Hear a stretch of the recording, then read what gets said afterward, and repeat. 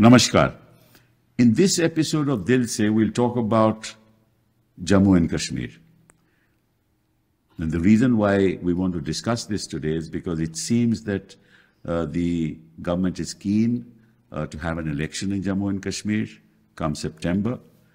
That's the commitment that they had made to the Supreme Court of India at the close of the hearing, that they will restore full statehood to Jammu and Kashmir. That's not likely to happen, but they are certainly moving forward and wishing to have an election. Now, there are two narratives in relation to Jammu and Kashmir. The narrative, I think, on behalf of the establishment is that ever since August 5, 2019, things in Jammu and Kashmir have changed. The levels of terrorism have gone down. Lots of people are visiting Kashmir, visiting the valley, visiting Jammu. People are happy with what's happening in Kashmir. That's one narrative. And terrorism, of course, they say has gone down. The other narrative is, in fact, things are tense in Jammu and Kashmir. We don't know what the people are thinking. In fact, if you look at social indicators prior to 2019, the social indicators were much better than after 2019. In fact, the per capita growth was much more prior to 2019 than after 2019. The state GSDP was more prior to 2019. And of course, tourism has increased, but a lot more pilgrimage. Those who are on pilgrimage are going to Jammu and Kashmir. And previously, those who went for pilgrimage were not counted in the total number of people who go to Jammu and Kashmir. Now they are being counted. So we're going to test which narrative has credibility as we move forward. And we have two extraordinary people with us to discuss this issue. One is Omar. Thank you very much for being here. Everybody knows Omar Abdullah. He's been in politics for far too long now for me to introduce him. But the fact is that he has been the youngest chief minister of Jammu and Kashmir in 2009. Is that so? And he's the head of the National Conference, the youngest leader of the National Conference. In Vajpayee's time, when the National Conference was supporting the then BJP government, he was a Minister of State for External Affairs. Before that, he was Minister of State for Commerce. I think in 2008, the National Conference won a huge majority in Jammu and Kashmir. And so he knows the ground reality. Unfortunately, after 2019, August 5, PSA was imposed upon him. And he was under house arrest and all kinds of things happened. But luckily, he's in safer climes now. So thank you very much for being here. General Deepak Kapoor, sir, you have been in Kashmir, I believe, in that area for 15, 20 years of your life. You've served there for a long, long time. I'm qualified to say about 10 to 12 years personally having served there. Okay. Out of about 40 years, 42 years that I've been 12 years. That's a long time. That's a long time to be there. So you know the area very well. But of course, not only this part of the country, you also know the northeast and the turbulence there. Another 10 to 12 years. That's right. In 71 war, you were there at that point in time. I was. We went into Bangladesh in 71 war through the area of General Komila and Daud Khandi on to Dhaka. That's right. So no, you also won the Vishisht Seva Medal, the Ati Vishisht Seva Medal, all that. You're a very decorated general. Thank you very much. You were general in 2007, right? No, I became Major General in 2000. No, Chief of the Army Staff in 2007. Yes, 2007. That's right. Right. And later on, in 2009, you were the chairman of the Chief of Staff Committee. Chief of Staff Committee, and you know Kashmir extremely well. So I think we'll get a fair idea as to what's happening in Kashmir today. But let me start with you, Omar. Tell me, have things changed after August 5, 2019? The map of Jammu and Kashmir no longer looks the same. You've carved Ladakh out, much to the displeasure of the people of Ladakh. You have reduced Jammu and Kashmir to a union territory. So just the way Jammu and Kashmir looks on the map of India today looks different than it did in 2019. A number of indicators that you pointed out in terms of how Jammu and Kashmir is doing are not as positive as this government would like us to believe. The one area where I think they can claim some credit, and perhaps rightly so, is that separatist voices are a lot more muted today than they were in the past. Now, I would dispute that you didn't really need to remove 370 for that. You just needed to come at them with a heavy hand, which is what you've done. But the security situation in Jammu region is a matter of grave concern. As we sit today, we mourn the loss of another young army officer. That's correct. Who died in the line of duty in Doda today. And this is one in a series of losses that we've suffered. If my information is correct, that number for the last 12 months now I think crosses almost 60. Yes. So all in all, I think if I was to write the report card for this government post 2019, there wouldn't be very many positives that I'd have. Is there peace prevailing in the area at this point in time, you think? What sort of peace? Well, peace in the sense that you don't see protests on the street. I conceded that. Yeah, you don't see people throwing stones. Well, you do. You do? Unfortunately, not with the frequency that you did earlier. Okay. But it has been known to happen. A few weeks ago, there was a very large protest on the national highway between Srinagar and Baramulla because people were protesting for water. And there was firing in the air, there was tear gas deployed. It wasn't really covered by the media, so that's another part of the story. Press freedom in Jammu and Kashmir is a lot less now than it was earlier. So all in all, there are, as I said, some things this government can talk about, but not that many. What about tourism? Well, there and again, you brought out the problem that I have with the way the numbers are counted. Because if you were to ask me, very little has been added into Kashmir in terms of carrying capacity. We haven't added very many hotels or places for them to stay. Yet all of a sudden, the number has gone up dramatically from, let's say, 15 to 20 lakhs in previous years. Now they counted 1 crore plus, which was pretty surprising for people like me until we looked into it in a little bit of depth. And the truth was, as you pointed out, you just basically added pilgrims to tourists. And we all know you get more than 1 crore who go to Mata Vaishno Devi every year. You get 10-15 lakhs who come to Amarnath Ji. Add that to the normal tourists, and that's what you have. As I was looking at the figure, and we'll come back and come to you now, sir. As we were looking at the figure, only 14% of the tourists actually go to Kashmir. The tourists that we are talking about, 86% go to Jammu. And of that 86%, I would like the government to tell me how many of them actually go beyond the track of Katra to Mata Vaishno Devi. Okay. Most of them arrive by train to Katra, go straight up, do darshan, back in the train and leave. It has been very difficult, almost impossible for us to shift any of these tourists or these pilgrims to some of our tourist sites, which is why the number looks nice, but it's extremely misleading. General Kapoor, I mean, I think I would like you to inform the people who are watching this program as to what were your experiences when you were there and what is your perception of what's happening there now. First of all, Mr. Sibal, I must tell you that I was there as a colonel in Srinagar, Sharifabad in the year 87. I have seen the area just prior to before actually the insurgency started from 89. And then thereafter, as a brigade commander, I was there in the area of Rampur and Uri from 95 to 97 July, for about 2.5 years. And that time, the insurgency in Jammu and Kashmir was at topmost heights. Yes. It had progressed from 89 onward till about that time. And I was there in that period of time. And we had some very difficult time, to the extent that throughout my stay of 2.5 years, not even for one day families were ever allowed in those areas at all.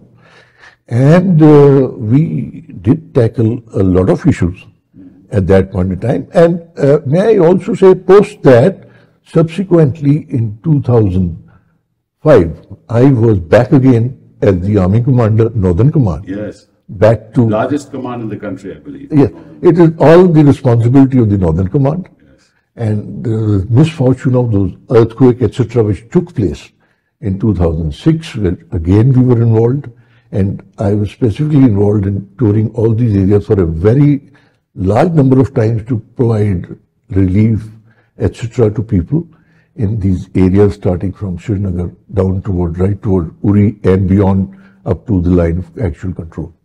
So there have been difficult times, and I also must say that there have been ebbs and flows in the insurgency. It has at times gone up, Yes. then at other times it went down. For example, from 89 till about 2001-2, it had been going up, but with the erection of the LC fence, the fence which has been made all along the western border with Pakistan and Pakistan-occupied Kashmir, it acted as a further obstacle, which was also manned by our troops, which resulted in a certain amount of slowing down of this. But the fence is not impassable at all places, and also the fact that the fence gets damaged specifically because of things like snows, etc., happening in winter months, and then to recreate it takes time. So there are always gaps, and it is invariably not possible for troops to actually control and seal the fence totally so that no one can come in. So specifically, that is how it used to happen, that during the summer period, the infiltration from the Pakistani side, from the POK side, would happen towards the valley and those areas all along the northern side. But that's gone down now at this point in time. Yes, no, it Because used to the happen. area of terrorism has shifted to Jammu now, with Doda, So Riyasi. in the summers, Yes. in the winters, this used to be closed because of the snows. And in the summers, most of the infiltration earlier used to be through the areas south of Pir Panjal, starting from Poonch, Rajouri, and coming down to Akhnur, then on to Jammu. So those are the areas, and they were specifically areas from where these infiltrators would thereafter transit towards the valley. First point of entry, Jamia Gali on the Pir Panjal range. Second point of entry in the area of Thana Mandi and beyond, all along the Silk Route. Right. Third point of entry from the Banial area. Fourth point of entry from the area of Sinthal Pass in the Doda Kishtwar area. Correct. So they would use that to transit into the valley during the winter months.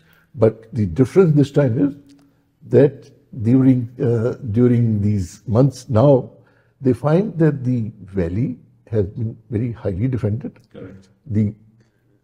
Firstly, the forces at the line of actual control have been effective in checking.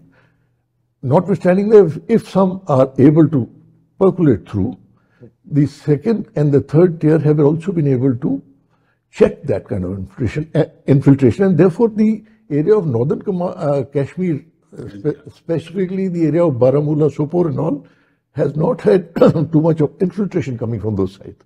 I'm given to understand that a lot of the troops have been moved from the Jammu area to eastern Ladakh, to line of control. And this is the reason also there is not enough security people in that Jammu area and that part of Doda and Riyasi, which is why also there's a problem. You are quite right, Mr. Sibal. It has happened because the troops were needed in Ladakh. Yes. So, and this area had been dormant for the last about 3-4 years, 5 years. Yes. So therefore, possibly the powers that we felt, or people in control felt, that those areas could be denuded of troops and they could be sent to Ladakh. But that is the reason why this area has now been exploited. Yes. And so this has been a break from the past practice of summers being used from the northern side to come into the valley. But so what they've done is to come in through the areas south of Pir Panjal. That's correct. And with the lack of density in the depth areas, they've been able to come through and thereafter transit through these areas and go across the Pir Panjal to the other side. And they've basically concentrated in general areas south of, in the south Kashmir, areas of Anantnag, areas of Kishtwar, Toda side.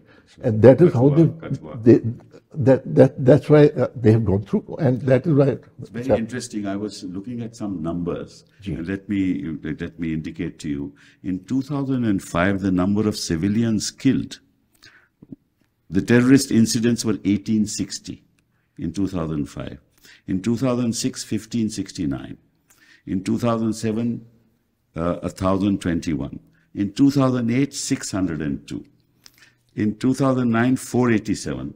And they that was around the time I was in Northern Command? Yes, yes. Therefore, I mentioned these figures. And they kept coming down till 2014. They were reduced to 240. Yes. Right? Now, the government says that the incidents of terror have gone down after 370.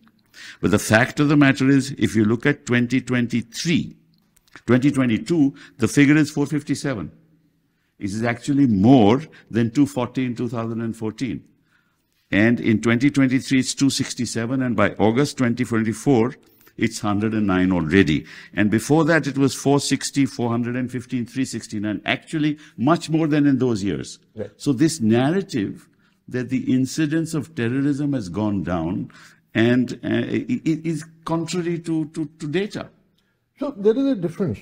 While it has gone down specifically in the valley area, Yes, it has. in the valley area, Yes. the spurt has actually been seen south of Pir Punjab.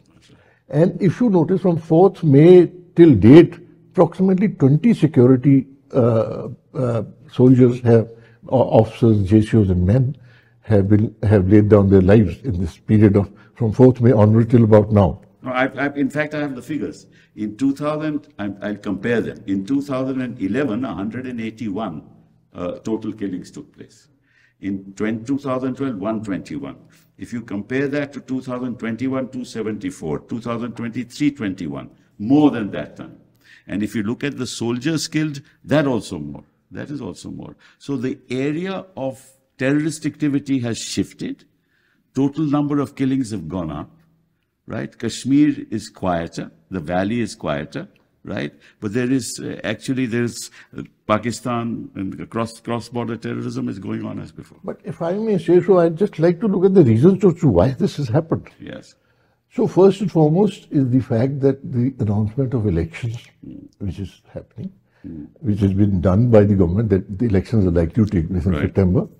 Secondly, please remember that it is the turbulence with, firstly, the Pakistan army has always been the darling of the Pakistanis because of the anti-India and specifically the kind of infiltration and terrorism which they've unleashed right since 1989 within Jammu and Kashmir. So, and as far as all the political institutions within Pakistan are concerned, I think you are aware that they're doing backseat driving. Yes. And they are the ones who like to retain that position within the Pakistan polity, to retain that control, specifically in terms of the sidelining of Mr. Imran Khan. And there are divisions, some divisions within the Pakistan army. There is a requirement for the army to establish its credentials once again. I attribute this kind of increase in the last 3-4 months south of Pir Punjab, specifically to raise and up the ante in Jammu and Kashmir to get their own house in order and also to get their own prominence back to the previous level, because there are doubts today about the Pakistan army. You are aware, latest information 2 days back, where the ex-ISA chief is likely to be court-martialed. Yes, yes. So it worries them. So therefore they've always also advocated bleeding India by 1,000 cuts. So if that be so, they want this. But that will continue. They don't want it to die. Yes. And what has been happening in the last couple of years, that things had gone quieter. Valley has been quiet. So they've started from this side, but the focus would perhaps still remain the valley, and that is why you find some of these infiltrations which have happened. They've gone through these areas onto the Kishwar Doda side and to Sindh. Omar, can you tell me what is the sense of those living in both Jammu and in the valley, of the people?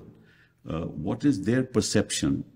What sense do you get from what's been happening after August 5, 2019?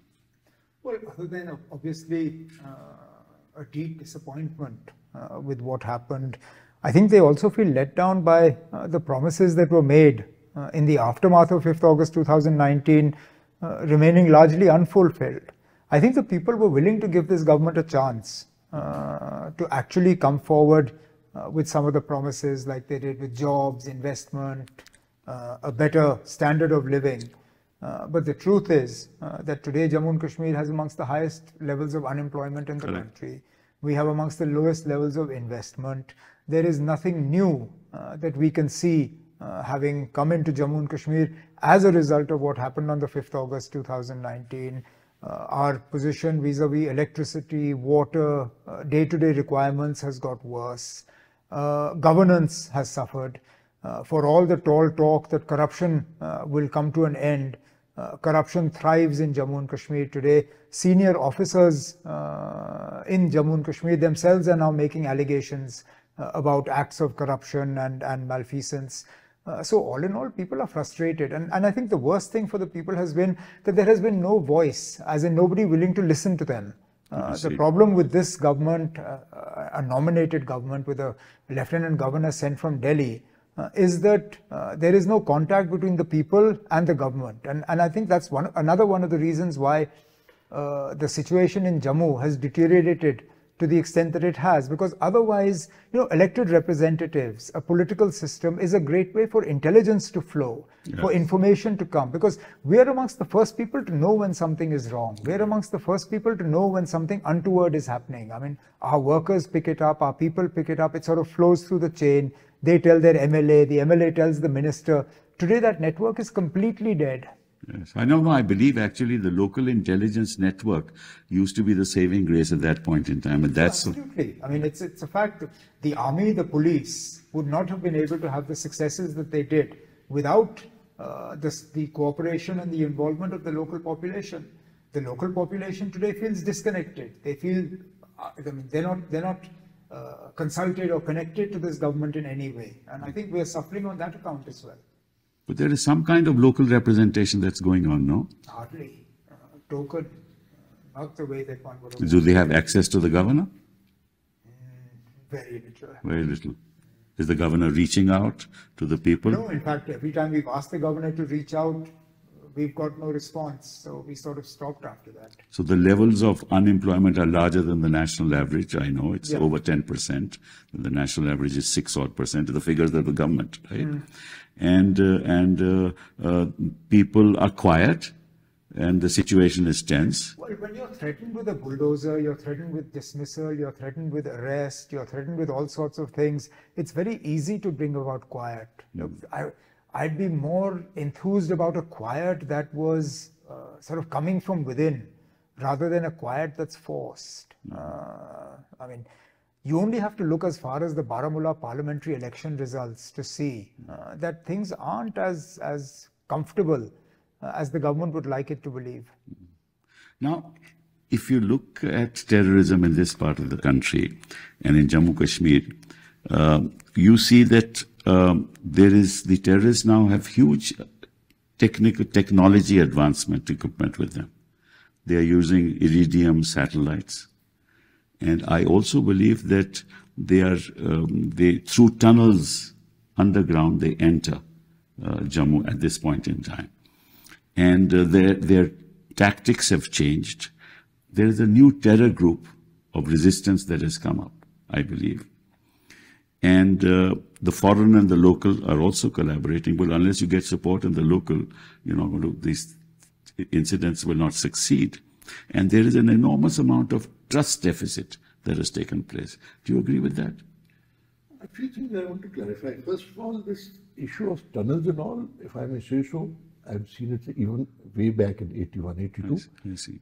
Especially in these areas south of Punjab, in the area of Sundarbani, for example, and Akhnoor, those areas, the Cham Plain, the tunneling used by them to push through infiltrators was still there at that point in time.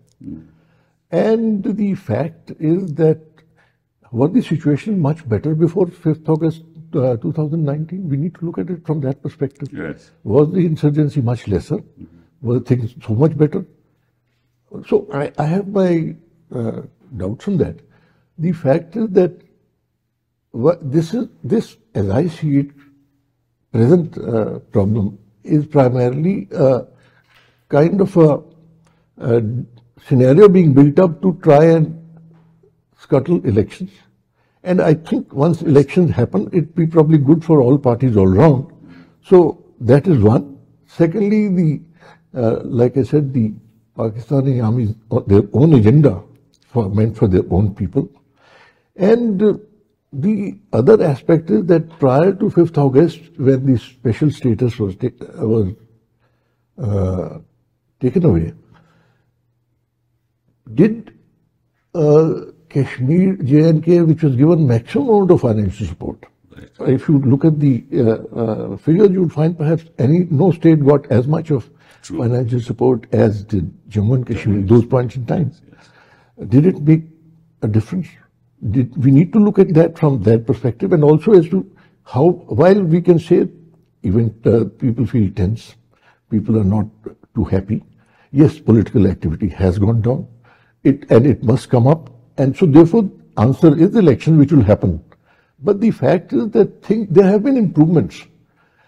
Firstly, that special status from the rest of India developed a sense of divisiveness between India and the rest of the states.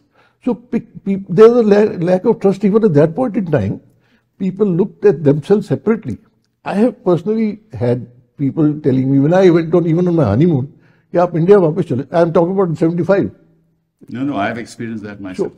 आप India वापस चले ये Kashmir. That hasn't changed. That hasn't changed. Regardless of what is said. So if I may say so, the special status prior to that, there was a degree of divisiveness. People felt, and people were pushed out of Jammu and Kashmir. Those the other minority like Pandits and all, they were pushed out of. That's earlier. Those are there. So and the finance side, a lot more financial assistance had gone into J&K prior to that period. But as to how it was utilized, whether it resulted in a lot of corruption, that's an open question. And we all aware. What open question? This is where these arguments then descend into. I mean, can somebody please point out to me one concrete improvement in the lives of the people of Jammu and Kashmir after 5th August 2019? One. No, okay. Political parties. All political parties have been out of power in Jammu and Kashmir since 2018. Correct. What improvement in governance has taken place? Point out to me, because all this talk that Jammu and Kashmir got a lot of money, where did it go? Please point out to me point out one place where it disappeared. I mean, we've been out of power since 2018. Please show me one person who you've held responsible for misappropriating the large sums of money that allegedly came into Jammu and Kashmir and weren't put to good use. All this is well and good, but categorical answers never come forward. Omar, let me put a perspective before you, and I would like your response, both of you. It is true that prior to August 5, 2019, there was a national feeling that this special status must go. According to me, it may be created, it may not be created. There was a national narrative. We cannot deny that. I'm all ready to accept that. It stopped the integration of the state. Why are we denying why Jammu and Kashmir got its special status? Yeah, that's right. So we are coming to that. I mean, without special status, you and I know Jammu and Kashmir would not have been a part of India. Yes. Accession would not have taken place. That's right. So therefore, that question is that after independence, when the special status was given and the 370 was in the Constitution of India, that's historically that was a necessity. Otherwise, Jammu and Kashmir would not have been part of India. No doubt about it. Maharaja, but that should have been over a period of time since then. No doubt about it. Question is, and that's the other thing, that from that point in time till August 5, 2019, 99% of the laws that were in India were applicable to the state of Jammu and Kashmir. 99%. So everything was applicable. The status was not there, right? They were not integrated, but everything was applicable. To say that Jammu Kashmir was a separate territory, having a separate sort of structure, a separate law, is not correct, legally speaking, right? But the national narrative was, why should there be special status in Jammu and Kashmir, right? Now, people who are born in the 2000s, in the 90s, they don't know the history of this country. They don't know the history of Jammu Kashmir. So you can easily build that narrative. And I think the BJP built that narrative and profited from it. Now, it got some short-term gains. And this is the question I'm going to ask both of you. It got some short-term gains in the sense it got some traction in the national election, both in 2014 and 2019. This has been its agenda, so it got some. But the long-term effects of this may well be a downside, which perhaps we do not understand now at this point in time. Because if you take away that status, remember what's happening. People are buying land in Jammu Kashmir, right? People from outside the state are buying land. Horticulture, that's the mainstay of the region, is going down. Now people unemployment is rising, no investment is happening, right? So therefore, things are in a state of flux. The downside of it we'll see in years to come. But I think there's a problem there, which perhaps we don't understand now. What do you think of it, Omar? Well, you've alienated Ladakh. I mean, Ladakhis aren't happy with their current situation today. That's true. Okay? You have alienated large sections, General Saab will know, having served in the area, large sections of population who were otherwise committed to the idea of India in the mountain regions of Jammu are today upset. That's a problem that you have. You have not been able to win over the people of Kashmir. Jammu is unhappy with what has happened. Now, it's a different matter that Jammu expresses its anger differently. But please show me, other than hardcore BJP supporters, please show me a section of population in Jammu and Kashmir, including Ladakh, that is actually happy with their life today. What do you say, General? I'd like to draw your attention to another aspect. That is the issue of connectivity. Yes. If you look at the past, and I have served in Northeast for about 10, 12 years as well, as soon as we developed connectivity toward Northeast, with all the train and the road connectivity, the areas which had insurgencies for long periods, they got naturally better controlled, and over a period of time they progressed, they got integrated better. And so today you find Northeast as close to the rest of the country as any other state, whether in the south or west or anywhere. Likewise, unfortunately, as connectivity-wise, we had been only depending on the Banihal tunnel and the single road access going there. But with the connectivity, with the trains coming through now, and there were projects which should have been undertaken, like the opening of the old Silk Route, which lands right from the area of Thana Mandi onto the other side, and likewise the Sinthan Pass from Doda Kishwar side. If these connectivities are open, then people would have been automatically would have felt much more integrated, better integrated with the rest of the country. And I also want to point out one thing which I have felt, having served a number of times, that people who are in the valley are not keen to, they are not keen to leave the valley for whatever reasons. That's true. They want to continue to be there. They don't mind having a smaller kind of a job or a less paying job, but they don't want to leave the valley. Somehow it is in their side. And whether they come down for a while is fine, but they prefer to be there. But it is not possible for the government to provide employment for all of them in those areas. And also because of this connectivity issues, the industry has not developed within the state of Jammu and Kashmir. How can you blame people for not wanting to leave the valley when they see what is happening to Muslims in the rest of the country? Or when they see what happens to people who leave around 15th August, when they get summoned to all the police stations, I think that's when a very they get checked. Major statement to say what happens to the Muslims in the rest of the country. I'm afraid I don't agree with that. No, you wouldn't. That's okay. Fine. No. But I mean, this is why we have this discussion. I mean, the way bulldozers are used in UP, the way madrasas are locked up, it's no secret. I mean, today, a hostel that we had set up with special assistance from the government of India in Jamia Millia for Kashmiri students, so that 800 odd students would find accommodation there. It was meant for them. Today, hardly any Kashmiris have a room there. They've been given to everybody else. And the whole purpose of that was because Kashmiri students come to Jamia, they don't find place to stay. So this hostel was created to incentivize them leaving Kashmir and coming to study there. That's true. Today, they don't have rooms available to them. So what do you expect them to do? Yeah, I mean, I think it's a very, very complicated problem. And you talked about the Northeast and connectivity, but see the state of affairs in the Northeast today.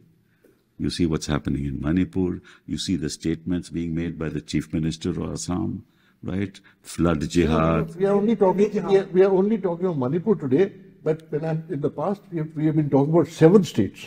No, I agree with you. I agree. I don't dispute that, but I'm saying the kind of agendas that are being built, right, is ultimately not good for the country. Yes, absolutely. I mean, let's be clear on that. You talk about connectivity. The roads that he mentioned, all are open except in winter. Sinthan Pass is open to civilian traffic for 6 or 7 months in a year. Doda and all are suffering from militancy today. Mughal Road is open for 8 or 9 months in the year.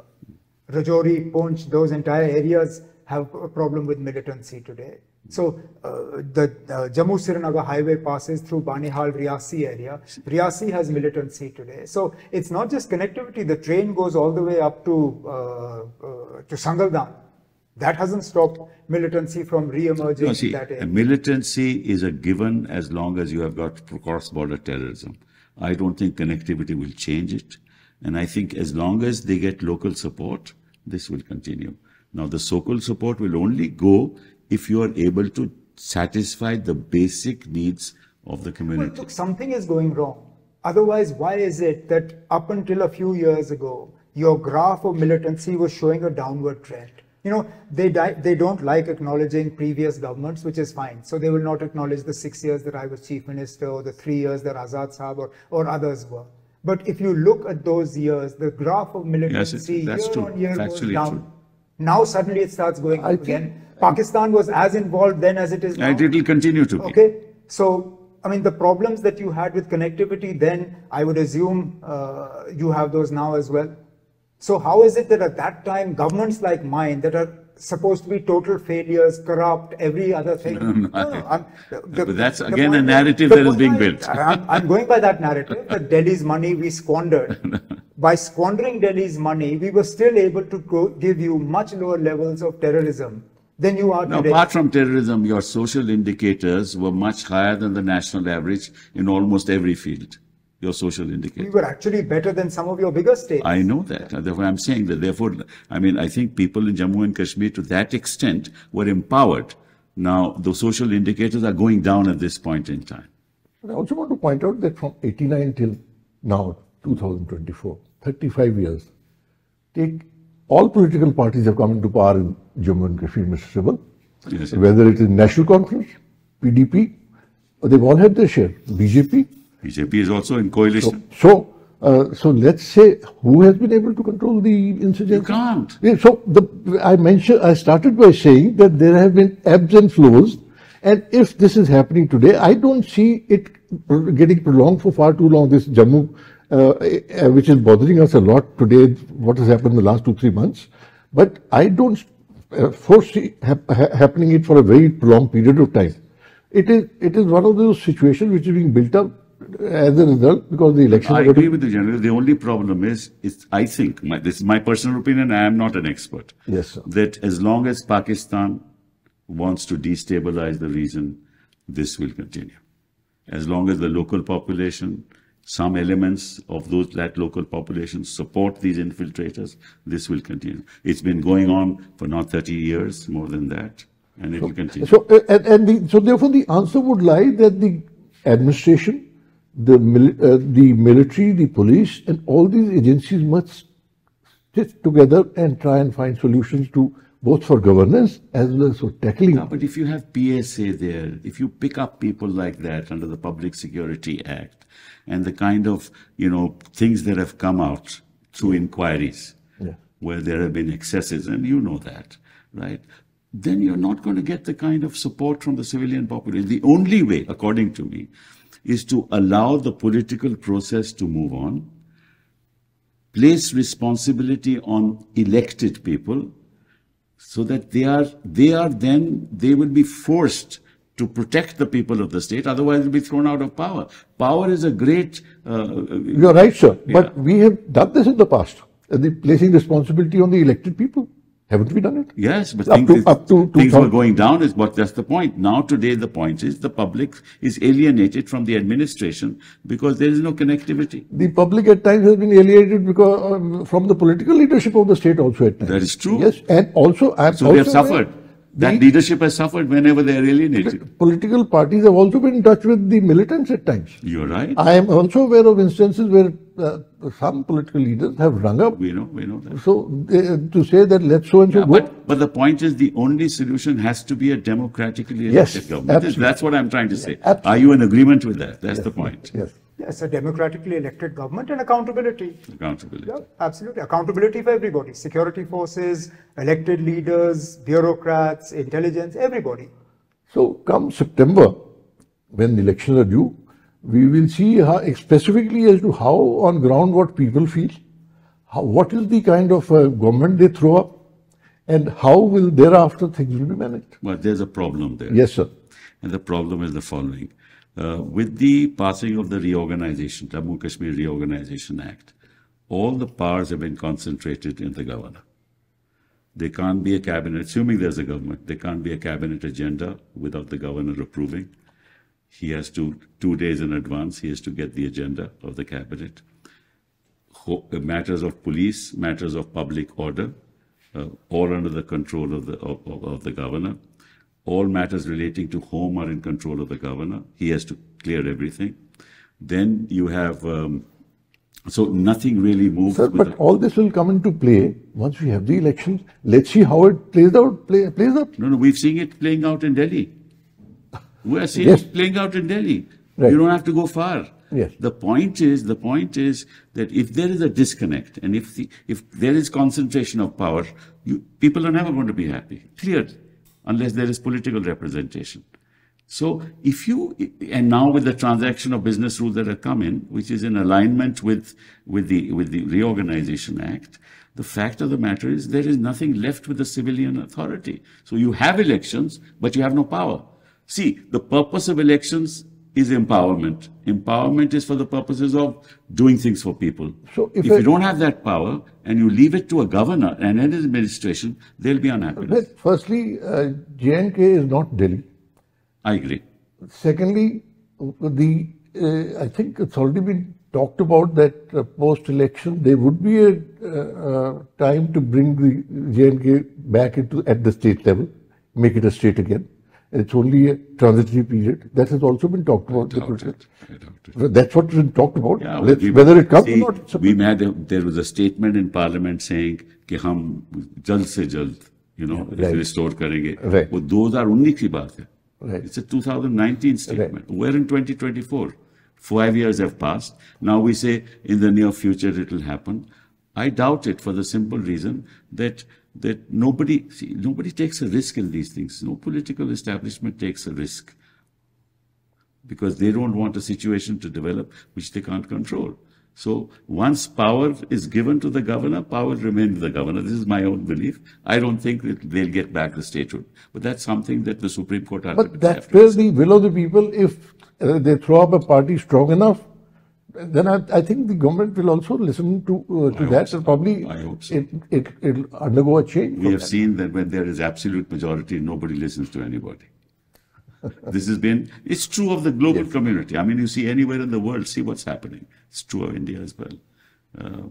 But, when you start having a coalition government, the dialogue sort of seems to improve.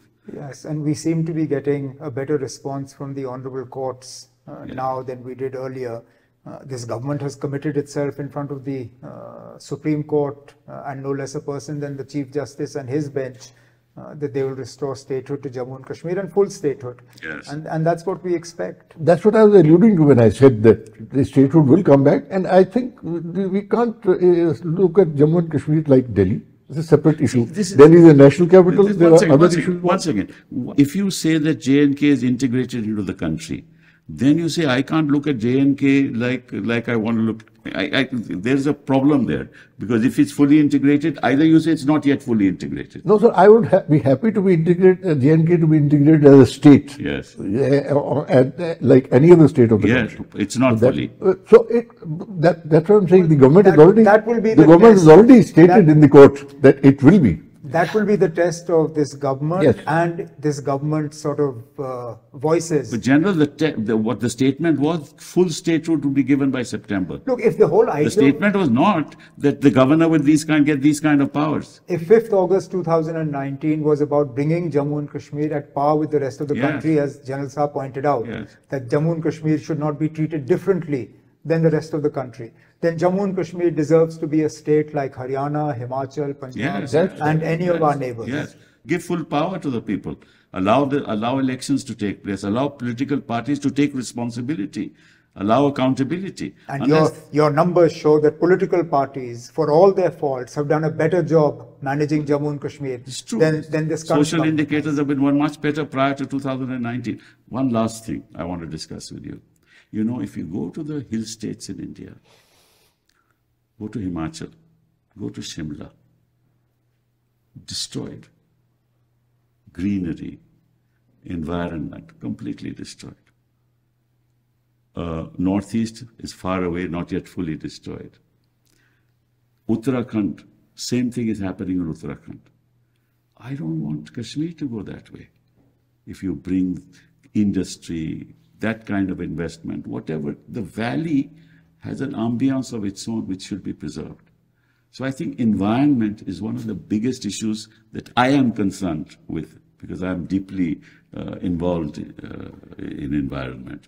And I think that we should be very careful. So post my retirement since 2010, I have been to Kashmir about 5 times and spent about a week every time. Yes. And I think that kind of environment, like you mentioned, is being maintained in the valley. I tell you something interesting. Yes, sir. He talks about increase in pilgrimage. Now, there is no infrastructure, no new hotels, no great infrastructure. When lots of pilgrims come, and I know of Pahalgam in particular, there's not enough place to stay. It takes 3 months to clean up the place. That's a fact.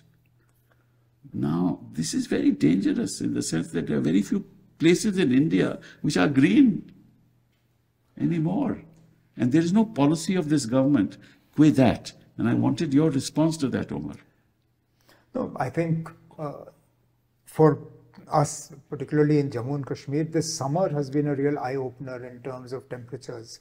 I think we are coming to terms or coming to realize that denying climate change and denying the effects of our actions on climate is something we can no longer afford to do. When we touch temperatures like 35, 36 in Srinagar, and then we realize that there is a price to pay for chopping down trees, for denuding our forests, for abusing our environment, for not keeping our lakes and rivers clean. We pay a price in the long term. So you bring all this investment, you bring all this activity, you bring all, what's going to happen to the environment, especially in a state like Jammu Kashmir, which still retains its glory. Right now, I can say it still retains it. In the future, it should not be spoiled. I don't think so. With kind of huge buildings coming up, lands being sold, anybody can buy, tough. You're not going to maintain it. That is more so, Mr. Sibal, around Srinagar and its generally its area, and along the highway, where most of the towns have come up and have got expanded. But you can't, when you go beyond, say, Srinagar towards Baramulla and beyond, things are the same. In fact, there have been times in insurgency where even civil officials have not visited areas. I'm aware of one where I took the DC Baramulla as a brigade commander to areas which he had not gone for 6 years, which were under my command. No, I know. I can name those areas. Even in Himachal, if you go those remote areas, people don't go there. But I'm saying, even in a place like Srinagar, even in cities, this kind of construction that is taking place in the rest of the country should not happen.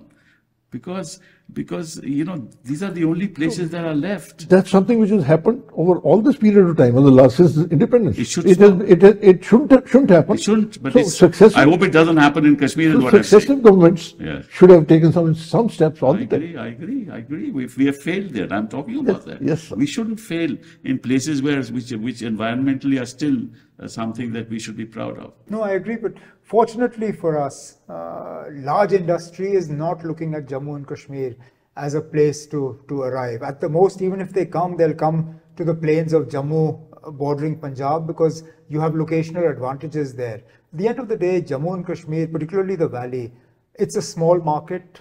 It has a very small resource base. So you're not going to get the big industrialists. The industry we're looking to see come to Jammu and Kashmir are the sort of low volume, high value that feed into what we have: horticulture, agriculture, tourism, technology, things like that. We've now discovered lithium in the mountains of Jammu. Instead of mining it and taking it out of Jammu and Kashmir, the processing and using of that lithium should be in Jammu and Kashmir. The royalty that we earn should come to the people of Jammu and Kashmir so they can benefit from it. We won't be looking for the huge industries. We're not looking for refineries and things like that. Well, whenever it comes to Jammu and Kashmir, the fact is there is never a clear answer.